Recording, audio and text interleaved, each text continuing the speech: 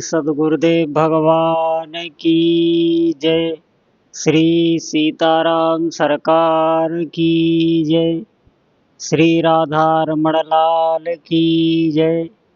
श्री गौरी शंकर महादेव की जय। सभी दर्शकों और भक्तों को कोटि कोटि प्रणाम। सबको प्रेम भरा जय जय श्री राधे। जय जय श्री सीताराम। सभी साधकों और उपासकों से प्रार्थना है, बहुत ही ध्यानपूर्वक आज का सत्संग सुनेंगे।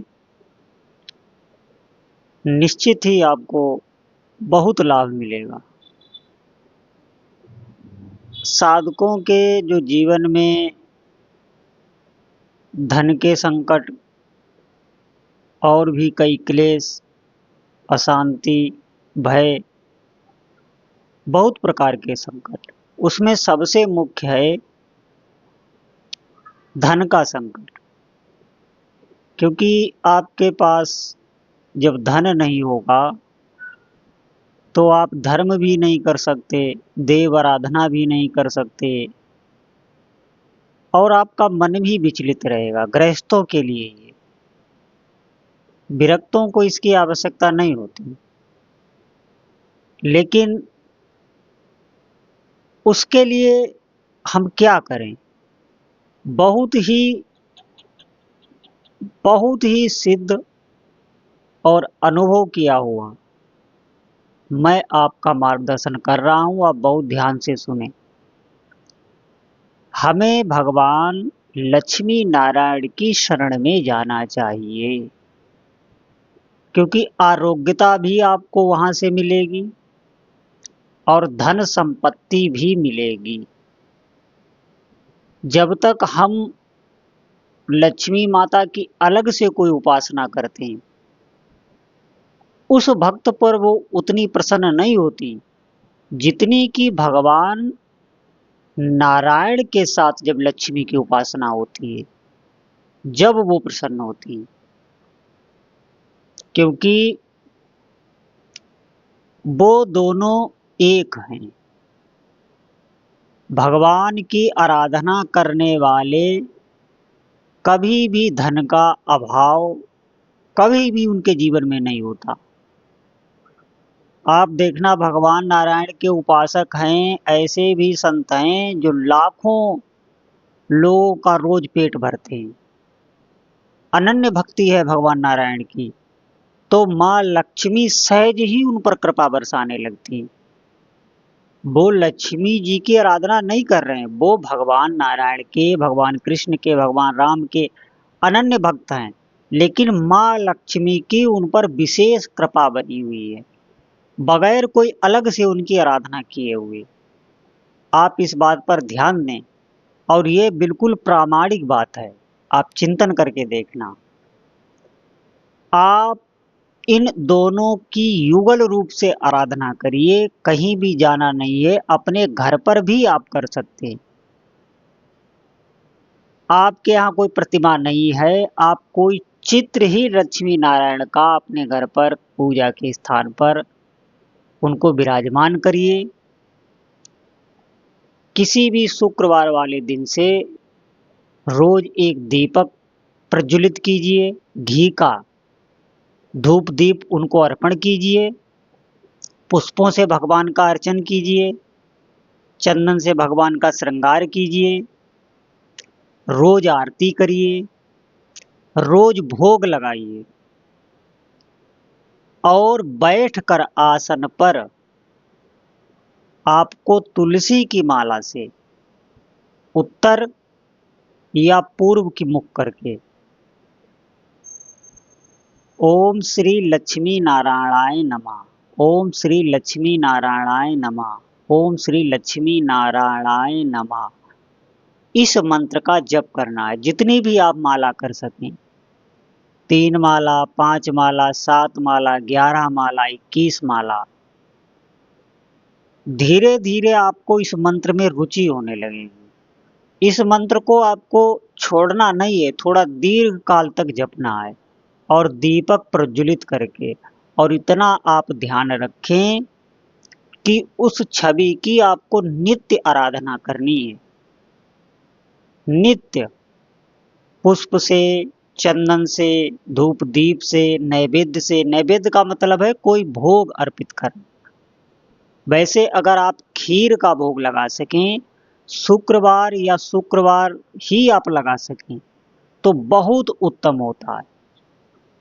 रोज आप ये करके देखें, ये बहुत सिद्ध प्रयोग है और लक्ष्मी माता की शीघ्र ही आप पर कृपा होगी। और जो आपको समय मिले उसमें भगवान के नाम का जप। नाम जप में आप सीताराम, राधे श्याम, कोई युगल, लक्ष्मी नारायण, कोई युगल नाम उनका जप कर सकते हैं। ये आपको बराबर करना है, संकीर्तन करना है। बैठ के थोड़ी देर सीताराम, राधे श्याम, लक्ष्मी नारायण भगवान का संकीर्तन करना है। देखिए कितनी जल्दी कृपा होगी। बात ये होती है कि लक्ष्मी माता भगवान नारायण की उपासना करने वाले पर बहुत शीघ्र कृपा कर देती हैं। जैसे भगवान शिव की आराधना करने वाले पर माँ पार्वती सहज ही प्रसन्न हो जाती हैं। अलग से अगर वो उनकी आराधना नहीं करता है, भगवान शिव का भक्त है, भगवान शिव की आराधना करता है, तो माता पार्वती सहज ही उस भक्त को मन चाहा वर देती हैं।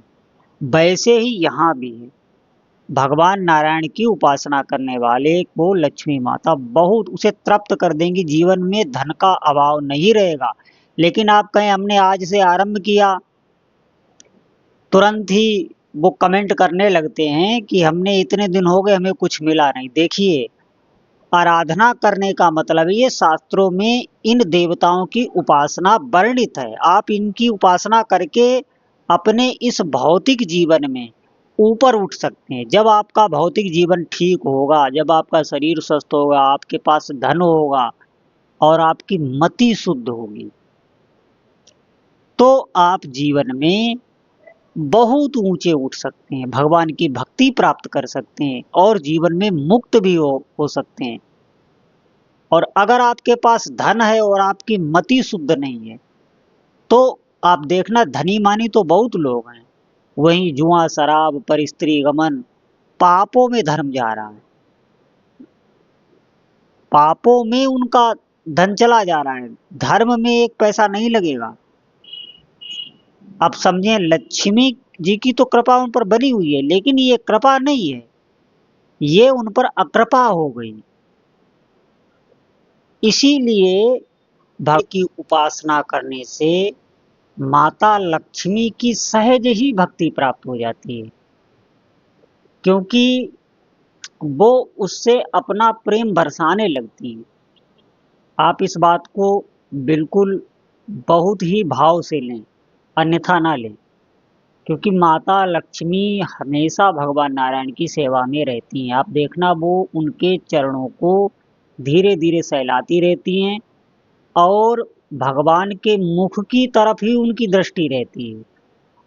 इसी प्रकार जो भक्त भगवान नारायण की आराधना करते हैं, साथ में माँ लक्ष्मी की भी, दोनों की युगल की उपासना करते हैं, उन पर माता लक्ष्मी की इतनी कृपा हो जाती है, चारों तरफ से आप समझे धन वैभव आने लगता है। घर में एक प्रसन्नता का माहौल, आरोग्यता का भी माहौल, शरीर भी आपका स्वस्थ रहेगा, प्रसन्न रहेगा, क्योंकि माँ भगवती की कृपा से वो प्रकृति स्वरूपा है। इस शरीर को चलाने वाली, इस संसार को चलाने वाली, उनकी दिव्य कृपा प्राप्त होती है। तो आप दोनों की युगल आराधना करिए। हाँ, एक बात मैं यहाँ पर आपको बताने में चूक गया, तुलसी दल आपको रोज अर्पित करना है भगवान को। जो भी छवि आप उनकी विराजमान करेंगे तो भोग में तुलसी दल आपको अर्पित करना है। आरती आपको रोज अच्छे से करना है। जो भी आपको लक्ष्मी नारायण की आरती आती हो, वो आरती आपको रोज अच्छे से करना है, नित्य। और जाप, जाप पर आपका विशेष ध्यान रहना चाहिए। जाप हो सके तो जो मैंने मंत्र बताया है उसके अक्षरों का ध्यान करते हुए आप जाप करें, फिर देखें विशेष लाभ मिलेगा। आप इस बात पर बहुत विशेष ध्यान देना, क्योंकि शास्त्रों में जो आराधना बताई गई है वो आराधना, जैसे जब हमारा जन्म होता है हमारे पूर्व के ऐसे ऐसे कर्म होते हैं, क्या पता कैसे कैसे हम पाप कर्म करके आए हैं, तो हमारे जीवन में क्लेश रहते हैं, अशांति रहते हैं। तो हमारा जीवन ठीक से चल सके, सुख संपदा हमारे घर में आ सके, इसीलिए शास्त्रों में बहुत प्रकार की आराधनाएं हैं, देवताओं की आराधना बताई गई। वो इसीलिए बताई गई क्लेशों को दूर करने के लिए, और उनकी बहुत महिमा भी लिखी है। ऐसा नहीं है कि हम वो कर नहीं सकते, आप किसी संत से सुन के करने लग जाएं या खुद पवित्र पुराणों का पाठ करके करने लग जाएं, निश्चित आपको लाभ होगा। उसमें अक्षरशा जो बात लिखी है, अगर दृढ़ता से कोई विश्वास करके उस पर चलने लग जाए तो उसे अनुभूति होगी। ये अनुभूति के लिए ही लिखी गई है। जिस प्रकार भगवान शिव की आराधना करने वाले पर सहज ही माता पार्वती प्रसन्न हो जाती हैं और उस भक्त को सब कुछ देती हैं और अपना पुत्र मान लेती हैं। मन चाहा वर उस भक्त को माता पार्वती प्रदान करती हैं।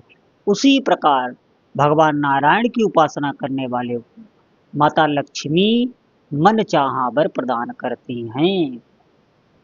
ये देवताओं की आराधना तभी की जाती है और इससे आपको लाभ मिलेगा। अब ये नहीं है कि आज आपने आरंभ किया और आप कुछ ही दिनों में कमेंट करने लग जाएं कि मुझे तो कोई लाभ नहीं हो रहा और ये है वो है। आप थोड़ा धैर्य धारण करके दृढ़ता से करें। मैं आपको बता रहा हूँ, थोड़े दिनों तक अगर ये आप जाप करेंगे श्रद्धा से भाव से, तो आपको माता लक्ष्मी के चरणों में प्रेम की प्राप्ति हो जाएगी। सारे जो आपके मन में बेकार बने हुए हैं वो दूर हो जाएंगे और दिव्य ज्ञान की प्राप्ति होगी।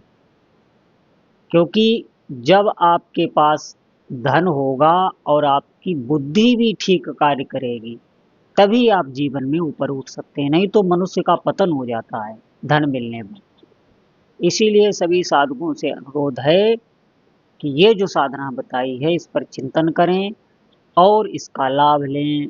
बोलो जय जय श्री